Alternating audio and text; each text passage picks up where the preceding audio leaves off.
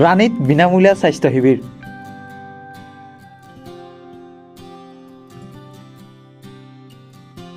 RJ ফাউণ্ডেশ্যনৰ আৰু স্বাস্থ্য কেন্দ্ৰৰ উদ্যোগত অনুষ্ঠিত হয় বিনামূলীয়া স্বাস্থ্য পৰীক্ষা শিবিৰ।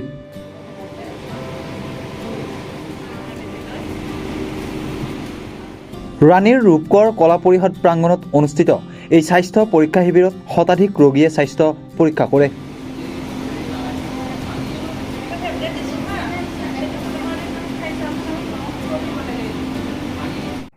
আমাৰ RJ ফাউণ্ডেশ্যনৰ পৰা আমি এইটো হেল্থ কেম্পটো পাতিছোঁ।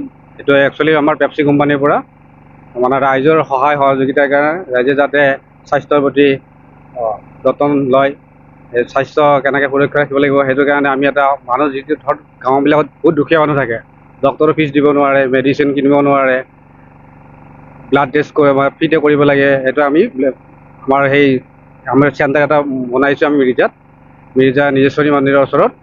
তাত আমাৰ পাৰ্মানেণ্টলি সদায় সোমবাৰৰ পৰা শনিবাৰলৈকে খোলা থাকে। তাত আমাৰ গোটেই মানুহ আমাৰ যিখিনি মানুহ আছে ডক্টৰৰ ট্ৰিটমেণ্ট কৰিব পাৰিব, ফ্ৰীতে মেডিচিন আৰু ফ্ৰীতে ব্লাড টেষ্ট কৰিব পাৰিব।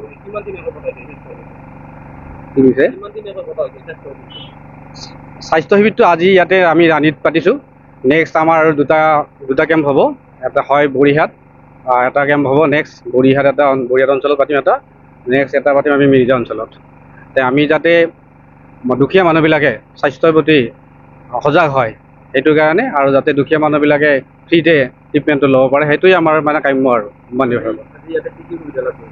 ইয়াতে আমাৰ MBBS ডক্টৰ আছে, দুজনে চাই আছে, আৰু আমাৰ গোটেইখিনি মানে যিখিনি মানুহৰ লাগে আৰু সেইটো চিকিৎসা আৰম্ভ হৈ আছে।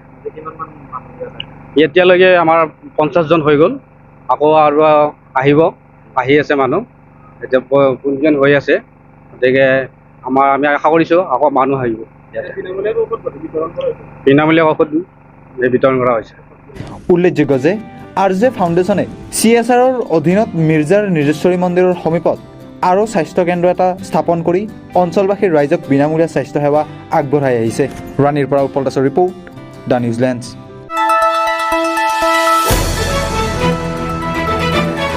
দ্য নিউজিলেণ্ডছ, অবিৰত তথ্যানুসন্ধান, আপোনাৰ সেৱাত খবৰ সন্ধান। The New Zealand.